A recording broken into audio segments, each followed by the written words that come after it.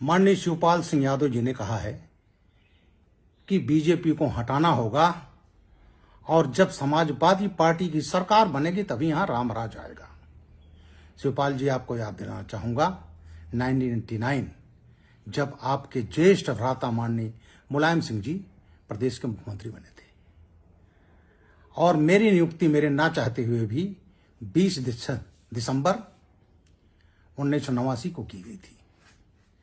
जब मैं पहुंचा वहां पर तो मुझे कहा गया कि हैबरा इंटर कॉलेज में एक कमरे में दर्शन सिंह, उनके वकील भाई, उनके घर की महिलाओं ने आग लगा दिया है और लूटपाट कर लिया है। और मेरे आने के एक दिन पहले, उस समय दर्शन सिंह आपके पार्टी के विरोधी थे, उनके भाई, उनकी महिलाओं पर डकैती और आगजनी का मुकदमा अभिलाष सिंह यादव द्वारा कायम कराया गया था हैबरा माध्यमिक विद्यालय में और उनको गिरफ्तार करने को कहा गया था। जब मैंने देखा कि यह मुकदमा फर्जी है, आप लोगों ने कमरे में खुद आग लगाकर मुकदमा कायम कराया, तो हमने मुकदमा गिरफ्तारी करने से इनकार कर दिया था। मेरे ज्वाइन करने के एक दिन से ही मेरी नाराजगी, मुझसे आप लोगों की नाराजगी शुरू हो गई थी। दूसरा, उसी समय माननीय मुलायम सिंह जी ने कहा कि हमने सत्ता परिवर्तन कर लिया, अब हम व्यवस्था परिवर्तन करेंगे। अब व्यवस्था परिवर्तन का कुछ नमूना कहा गया, इटावा के प्रत्येक आदमी अपने को मुख्यमंत्री समझे। कहा गया विरोधी पार्टी के विधायक उसको खुद निपट लो। और उसके बाद जो समाजवादी पार्टी का राम राज्य का वर्जन शुरू हुआ, वो जंगल राज था। इंजीनियरों की पिटाई, डॉक्टरों की पिटाई, जो प्रिंसिपल आपके मनचाहे एडमिशन ना करे उसकी पिटाई, ये आम बात हो गई थी पूरे प्रदेश में और खासकर इटावा में। उसके बाद और याद दिलाऊं आपको, वो घटना थी 20 जनवरी 1990 की।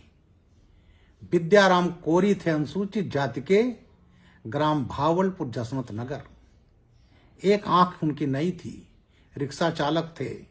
पत्नी उनकी दोनों आंखों से दिव्यांग थी। उसको आपके लोगों ने राड से पिटाई करके मार डाला और मारने के बाद उसको आपने, जब मुकदमा लिखा गया तो आपने उसको कहा ये एक्सीडेंट है। मैंने जब उसमें गिरफ्तारी चाही तो मुकदमा सीबीसीआईडी को दे दी गई और उसमें उसी गांव के धनीराम यादव, दशरथ यादव, भारत यादव, राजवीर यादव और झंडीलाल यादव, इन सबको सीआईडी जांच में ये कहा गया नहीं, ये दोषी नहीं है, ये तो एक्सीडेंट से बेचारा रिक्शा वाला मर गया। उस परिवार को अनाथ कर दिया गया, उसकी दोनों आंखों से दिव्यांग पत्नी और बच्चों को। ये था आपका राम राज्य।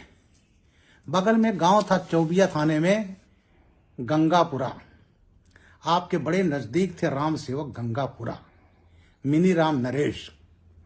वहां के कहार जात के लोग इनकी दखलंदाजी का विरोध करते थे, तो साहब उनकी ऐसी पिटाई हुई कि वहां के 18 बैकवर्ड जाति के कहार परिवार ने गांव से पलायन कर दिया था। इसके बाद आपकी जो व्यक्तिगत आप चुनाव लड़े इटावा कोऑपरेटिव बैंक का, आपने सोचा था आपके भाई मुख्यमंत्री हैं तो आपके खिलाफ कोई चुनाव नहीं लड़ेगा, लेकिन इटावा के ही एक सज्जन चुनाव लड़ गए। आपने तहसीलदार पर दबाव डालकर अपने को निर्विरोध डिक्लेयर करा लिया और जब विरोधी पार्टी जो आप ही के गांव के थे उन्होंने विरोध किया तो आपने तहसीलदार कोर्ट में उसको मारा पीटा और मारपीट करके उल्टा तहसीलदार से मुकदमा लिखवा दिया कि इन्होंने सरकारी काम में बाधा डाली। मेरे ऊपर दबाव डाला गया था गिरफ्तार करिए, मैंने कहा झूठा है, नहीं करूंगा। मुझसे नाराजगी और बढ़ी। अब आती है 8 अप्रैल 1990।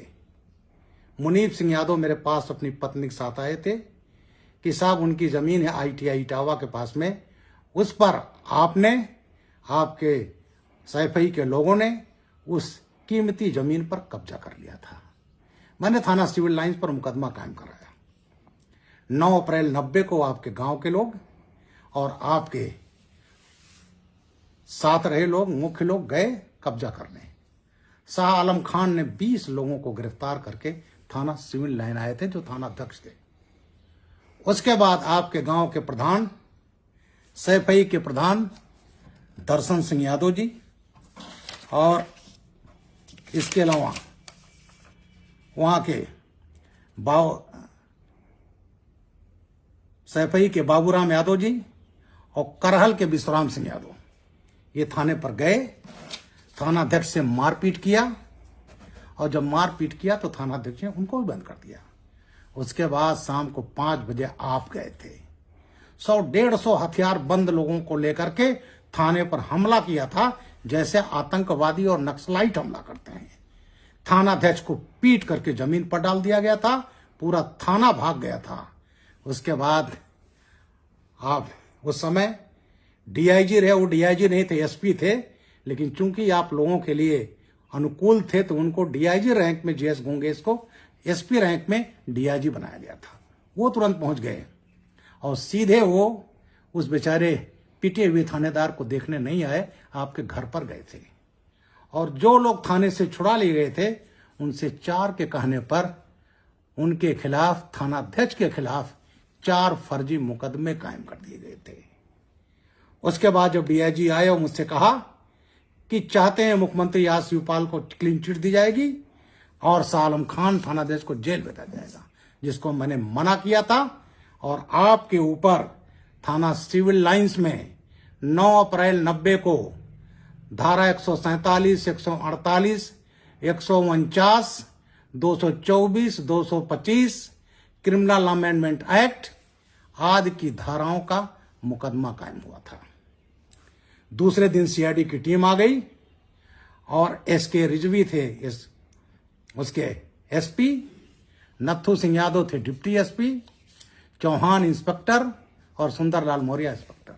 सीआईडी में बरसों लगता है, मात्र 10 दिन में सीआईडी इंक्वायरी फाइनलाइज्ड, आपको क्लीन चिट, और उस निर्दोष थाना अध्यक्ष ने, शाह आलम खान ने, जिसने सही काम किया था, उसका प्रोसिक्यूशन दिया गया मुकदमा चलाने का, और मेरे खिलाफ बर्खास्त करने के लिए जांच, विभागीय जांच आर्डर किया गया था।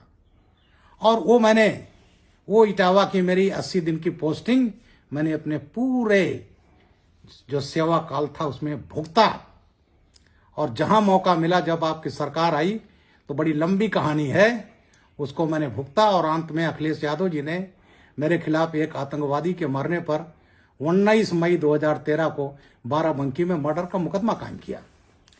तो आप जो बता रहे हो, तो आपके जो पहली समाजवादी पार्टी जिसमें जनता दल कहलाती थी, उसकी सरकार बनी तो व्यवस्था परिवर्तन के नाम पर अत्याचार हुए और पूरे प्रदेश में हाहाकार मच गया, अपहरण का धंधा शुरू हो गया, और सबसे बड़ा केंद्र बिंदु था इटावा। बड़े बड़े गैंग पनपे और यहां की जनता त्राही त्राही करने लगी। उसके बाद 91 में फिर जब चुनाव हुए, उस समय फिर माननीय कल्याण सिंह जी यहाँ के मुख्यमंत्री बने, तब जाकर प्रदेश में एक माहौल हुआ। ये एक छोटी सी वानगी है कि आप लोगों का राम राज्य क्या है।